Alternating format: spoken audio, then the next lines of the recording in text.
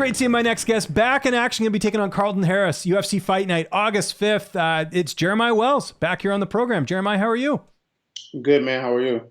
I'm doing great. I'm a little surprised. I got to be honest. I figured you would have got a ranked opponent after the win streak you've been on right now. Were you a bit surprised to get this opponent?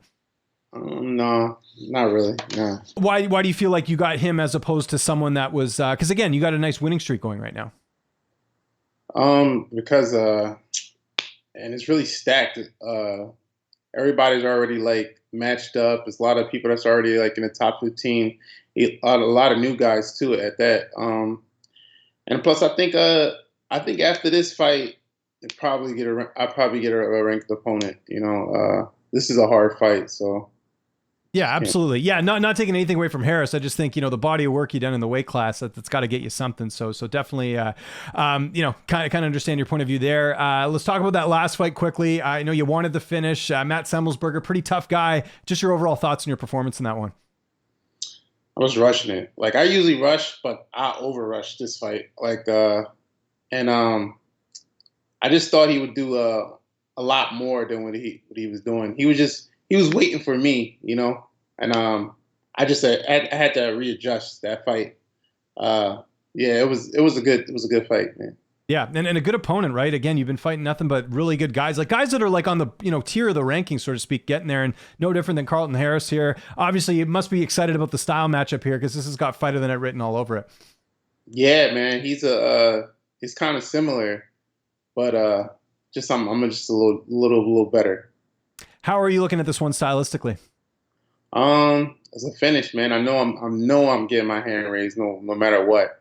But I could see me finishing him by submission or knockout. There you go. You already made calling your shot there. Anything different for camp? Obviously, it seems like everyone's going to your gym these days to train with you guys. Who have you mainly had a chance to work with for this camp? The good usual guys. Most of the guys are all like out. Like, I've been working with Andre Petrowski, another guy, some Russian kids. There's the guy that just fought who's part of your team too, right? The guy that he just got rebooked against, he's fighting Borello, right? I can't pronounce his name either, so don't worry about it. I know who you're talking about. He just fought recently. I think his name is Norsenstein. Yeah, he's I was training with him before he left. He went to visit his country. Yeah, he's a good training partner. He's really good, man. Really long too. So yeah. I know Randy Brown has done some training with you as well. I know not this camp, but I know Neil Magny's come up. Like what does it mean? Like, I think we talked about this before, but like your gym, man, it's like a hot spot. A lot of people want to come there and train. Yeah, man. They see us putting the work in and they want to be a part of it. And we invite them with open arms, man. We, definitely. Any update on Sean Brady? Obviously disappointing what happened with the fight with Jack Della Maddalena, but your health's the most important thing. So good that he kind of made that call, right? Yeah, he's all right. He's in and out the gym. I don't think he's doing anything too much, but yeah, he's coming in slowly but surely. I know what you meant. Yeah, it's all good. What about Joe Pfeiffer? Is he? I think I hear that he might have a fight booked here soon, but obviously a great training partner as well. Yeah, same thing to him. Yeah, I think he had surgery too, also, and he got a fight booked. Pretty excited fight for him. So he's about to come back in full time, and you're ready for that fight. So maybe not the usual guys you get to work with, just because everyone's kind of been out, right? Like you're kind of saying there. Yeah. No, see these guys. We in and out. It's always like new guys in and out, and I got my group of guys that I train with. They got their group of guys, and it always works out for us. Okay, yeah, a lot of variety at the gym, which is awesome. How about the weight cut? I know you always make weight, but how's all that going ahead of the fight? Oh, it's going good, man. I feel good. Hitting the sauna every day and every other day, eating healthy, putting the cardio in. Get my reps in the gym. Yeah. How long do you stay in? I'm curious, because I don't know this. How long do you have to stay in the sauna for? Like, how long do you usually go in for? I go in there for like 15 minutes. 15 minutes in, and then take a 5-minute break, and then come back in another 10. Just do like 2 sessions. Get my body used to being in the sauna. Do you do any cold therapy as well, or is it just sauna? Yeah, I do cold therapy. So do I, man. It's great. I like swear by it now. All my showers are like cold showers. People think I'm a serial killer, but I notice the benefits. Yeah.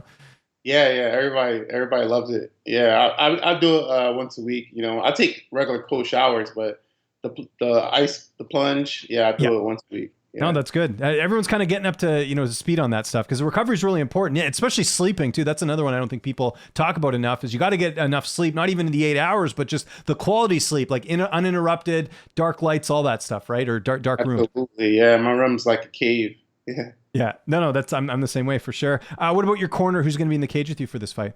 Who's gonna be cornering for me at this fight? It's gonna be John Marquez, Jonathan Webb, and Cody Hyder. There we go. And how do you see this fight playing out on August 5th? You said you're going to get a finish. When, how? What's your prediction?